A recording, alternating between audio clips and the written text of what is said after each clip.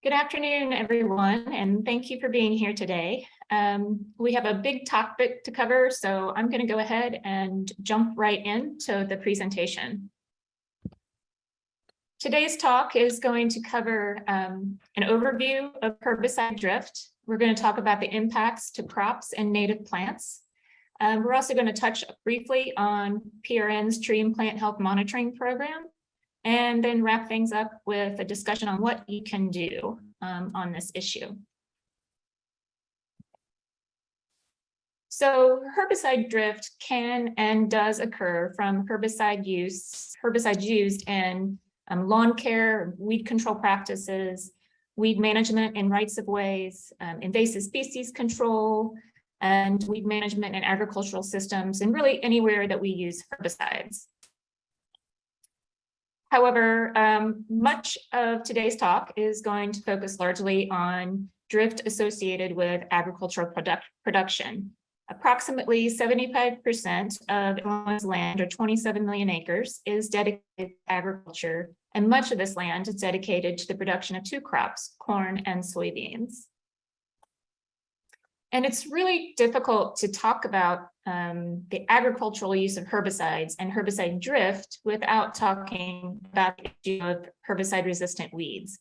So starting in the 1990s, certain crops were genetically engineered to withstand the herbicide glyphosate.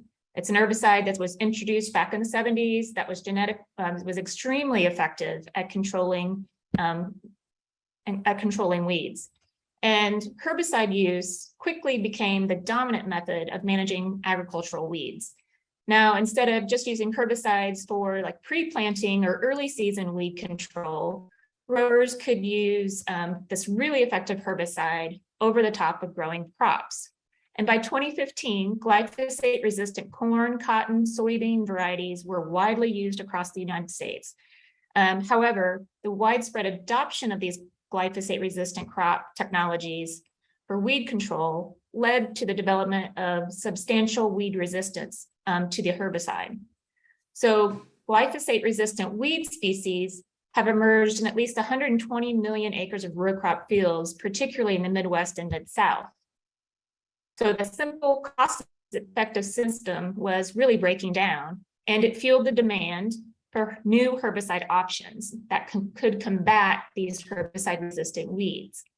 Long story shortened, industry developed crops with new herbicide-resistant traits, sometimes using older, more volatile herbicides like 2,4-D and dicamba, which can now be used in addition to early in the season over the top of growing crops. Now, these graphs just show the trends in agricultural use of four widely used herbicides. 2,4-D and dicamba, again, are both growth regulator herbicides. Glyphosate, I just talked about, and atrazine is also widely used in corn, particularly early in the season. And if we take a look at these graphs, we notice a couple of things. First, the use of the three herbicides, dicamba, 2,4-D, and glyphosate, tend to increase over the years, with a slight decline in recent years of the use of glyphosate, which is largely due to the resistance that weeds have developed to this herbicide. And if you look at the graph of dicamba, you'll notice that there is a huge jump between the year 2016 and 2017. And actually, it more than doubles. And that was largely driven by the over-the-top use of the herbicide in resistant soybeans across the US.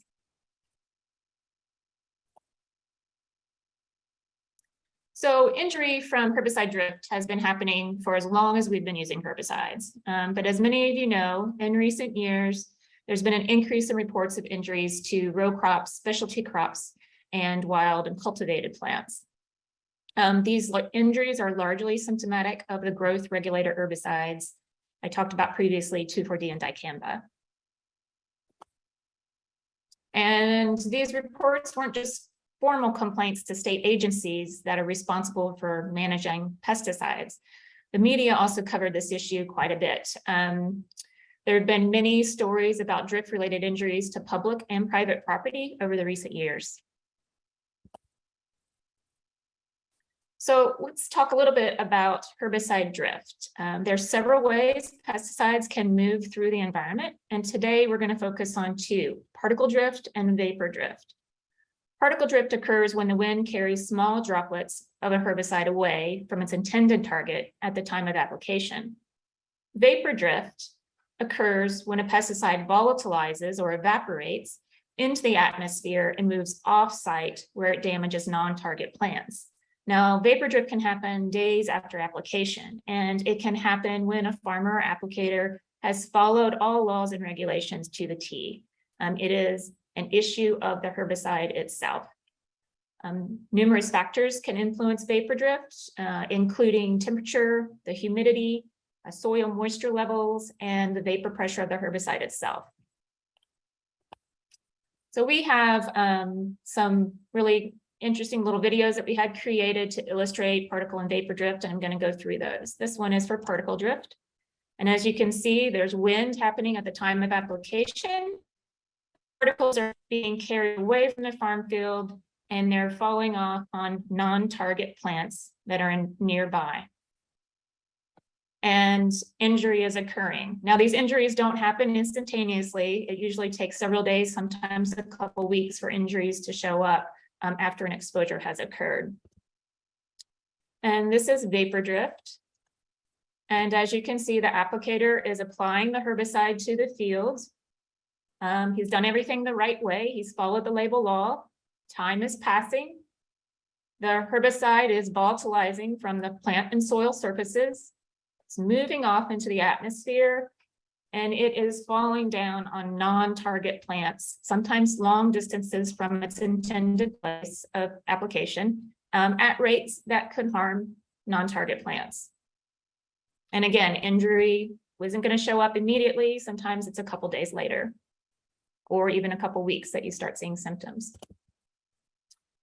So what influences the severity of the symptoms that you see in plants? There's lots of things, but to name a few, we have the rate that the plants were exposed to, the herbicide in question, the species that was impacted. Different species have different levels of sensitivity, as well as the individual plant health.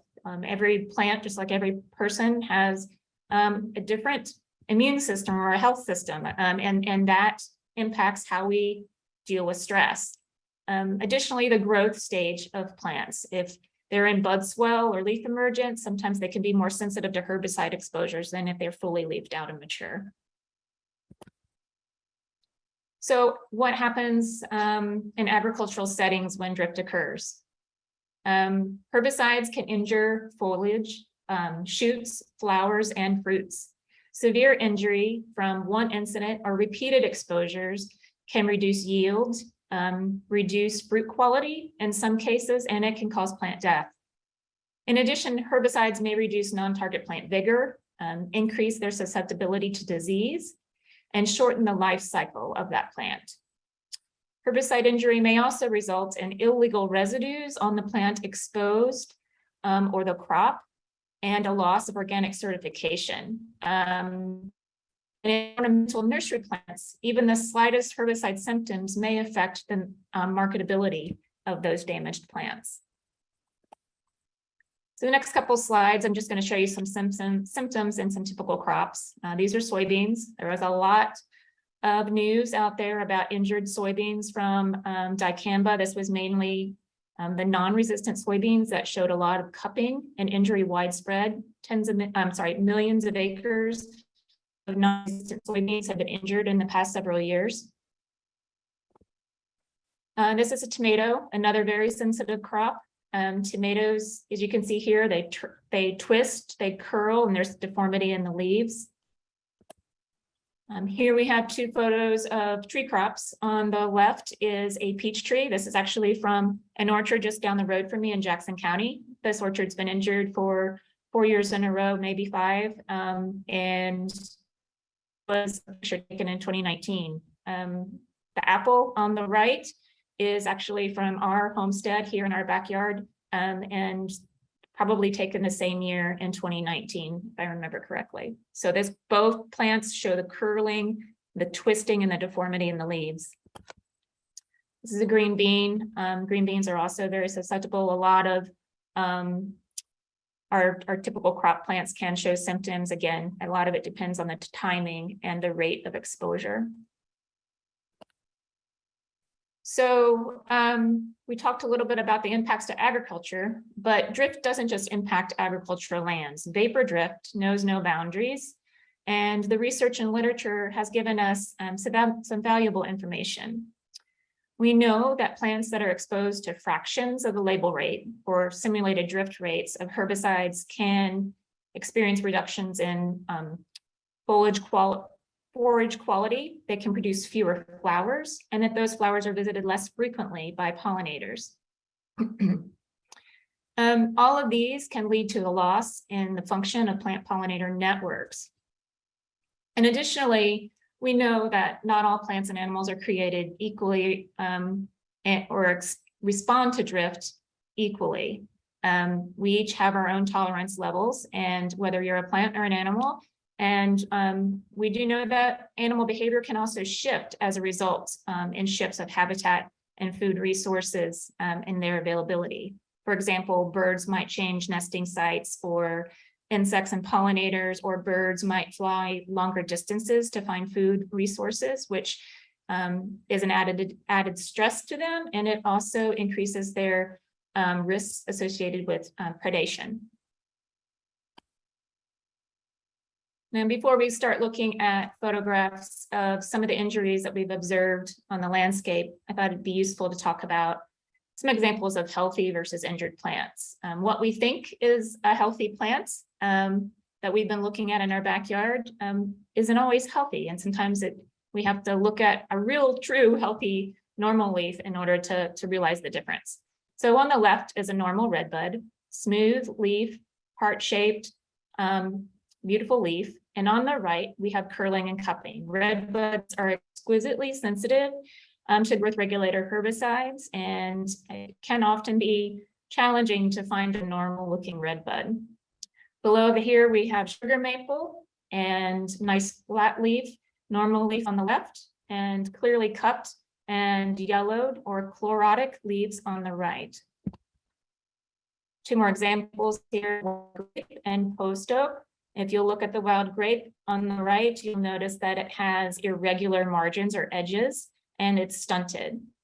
The post oak on the left on the bottom is much different than the one, is much different than the one on the right. The left has normal, smooth, flat leaves, and the one on the right is curled and cupped. I've heard people refer to this as a cobra head. And here we have an example of a tree from a monitoring location in Washington County. This is one of many trees injured there, and you can see the puckering in the leaves, as well as the curling and the cupping. Here we have two examples of sugar maples down in Jackson County. These leaves are drooping. They are also cupping, and they have a little bit of chlorosis or yellowing occurring. And the one on the right is a little bit more severely injured than the one on the left. And it's important to look up at canopies. We often just look straight ahead, and especially in cases of volatilization, we're noticing canopy injuries are widespread. And so looking up is really important. And here you can see that these leaves, there's definitely something wrong with them. They're curled, they're cupped, and they're probably not functioning at anywhere near the way that they need to function. They're not healthy. Here we have an example of a sycamore, and this one is in Mason County. As I mentioned earlier, symptoms can range in their severity. Sometimes you'll see sycamore leaves that are drooping and they're kind of folding in on each other. And then other times you'll see them like this, where they're cupping and there's chlorotic growth happening or chlorosis occurring around the edges here with that yellowing. Here we have an example of a compass plant. Compass plant normally have wide, very beautiful leaves, and these tips are curled in and really gnarled looking. They are stunted and deformed. Here we have rosin weed that is symptomatic, and as you can see, this is twisting There's also some chlorosis or yellowing occurring, and rosin weeds and silphiums in general tend to be pretty sensitive to growth regulators. So I want to talk briefly about our tree and plant health monitoring program. This is a screenshot of our website where you can find information about our monitoring effort. PRN's tree and plant health monitoring program was started with the help of Martin Kemper, a retired IDNR biologist, and PRN member Lou Nelms. He's also been very influential in the development of our program. We monitor for symptoms on public, private, and agricultural lands, and our program was designed to be a rapid bioassessment of an area that's showing symptoms. So we look at symptoms across multiple species and multiple plant families. We rate the severity of those symptoms observed, and we document symptoms in different layers. So the ground layer, the understory, and the canopy. And this helps us ensure that what we are seeing is in fact symptoms of herbicide drift and not disease or pests or anything else that might be more species or plant family specific. And we also document the symptoms that we record with photographs. This program began in 2018. And here is just a little snapshot of some of the data we've collected from 2018 to 2021. We have documented symptoms in 83 tree species, 16 of which are native oak species, 43 shrub and woody vine species, and 62 herbaceous plant species. And this is from 213 locations that we've monitored and a total of 431 visits. And here we have just a screenshot of the 20 most frequently monitored species with symptoms. And as you can see at the top is eastern redbud. Everywhere we go, it seems like we see redbuds that are symptomatic. It's really very common. Additionally, black oaks, post oaks, pin oaks, shingle oak, they tend to be very symptomatic as well. Poison ivy and box elder are also widely reported. So in addition to our monitoring effort, we have a tissue analysis program or tissue sampling program. And this is really important because it helps us verify the symptoms that we're seeing. However, analysis is very expensive. And so we have to be very thoughtful in where we sample and how we sample, because try to get the most information that's going to be useful for us later on. And in most cases, if not all cases, really, it's unknown when the drift occurs when we take that tissue sample. And there's numerous factors that can influence the persistence of an herbicide in tissue. And so it varies widely between plant type, the rate of exposure, the degradation and metabolic rates of the plant or how it handles that herbicide, the weather that the plant was exposed to, and other factors.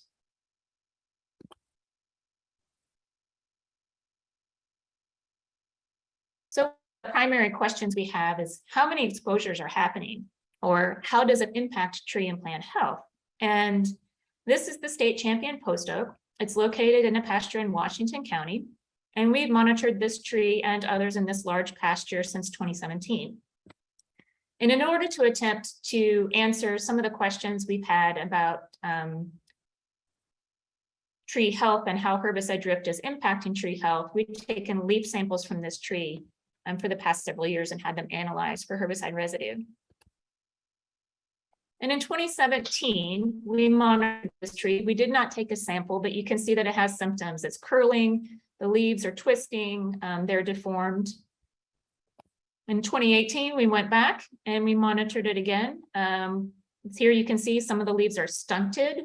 Some of them are chlorotic or yellowing, and they're also deformed. We took one sample. We did not detect any residue. In 2019, we monitored and sampled 4 times, and we detected 2,4-D in 4 of those samples, and dicamba in 2. Dicamba was also present in 2. And based on our evaluation of the levels of herbicide residue and the timing that we took the samples, the timing between the samples when they were taken, we estimate that those were 3 independent exposures. In 2020, we monitored and sampled again 4 times. 4 of those samples came back positive for 2,4-D. 2 of them also had dicamba, and 1 of them also had atrazine. Based on the timing of the sampling and the rates of the herbicide residues in the samples, we determined that those are 4 independent exposures for this tree. And in 2021, we went back, monitored and sampled 3 times, again and present in all 3 samples, as well as atrazine and metolachlor. But this time, we estimated that there was 1 independent exposure that occurred. And we've monitored it twice this year, and we have taken 2 tissue samples so far. And this is a picture of this tree just a couple weeks ago. And as you can see, the leaves on it are curling, cupping, twisted, and deformed once again. So we have multiple years of information on this tree, this beautiful champion tree, both symptom data and herbicide residue information. And this photo was taken in 2021, and that pink flag is tied on a branch that had died and did not leaf out. So this tree is now experiencing dieback. And I should note that there are several other oaks that have also we've recorded symptoms on for the past several years, and they have died in this pasture in the past couple of years and had to be removed. So the literature tells us a lot, but there's still a lot of questions, and monitoring efforts are beginning to help us gather a little bit more information. But we have some big questions. Are there synergistic or cumulative effects occurring in some of these areas due to multiple exposures or exposures to combinations of pesticides? And what are the long-term impacts to plant health? What are the changes to fruit and nut production, seed viability? Is forest health being impacted? What are the impacts to food webs and to ecosystem health? And there's many more. And we have to remember that all of this stress is additive to the stress of climate change, invasive species, disease, and habitat loss. So, what can you do? How can you be better informed and do your part on this issue? Well, first of all, I highly encourage you to monitor your own property for symptoms. Take photographs of those symptoms. You can use our monitoring report on our website and go through the process. We have instructions, we have examples in a photo library, and we can teach you how to monitor if you need help. Also, it's very, very important to report your injuries to the Illinois Department of Agriculture. They have a pesticide misuse complaint form on their website. It's also linked on our website, and it is very important to send those reports in. I know there's a lot of people that get very frustrated sometimes with this process, but it is still critical to send those reports in. And that's another talk and another conversation. But I also encourage you to talk with your neighbors and local decision makers on this issue. Many people are not aware that this is happening. I think we take for granted that the leaves outside that we see every day are okay and normal, and in many cases they may not be. Hopefully there's more out there that are normal than we think, but this seems to be pretty widespread. And there's resources. Again, on our website, we have the PRN Tree and Plant Health Monitoring webpage with all of our information and resources. The Pesticide Action Network has a toolkit for dealing with pesticide drift. And then we have the report we did with the National Wildlife Federation and the Xerces Society, Drifting Towards Disaster. And that can also be found on our website and NWF and Xerces as well. And at that, I will take questions.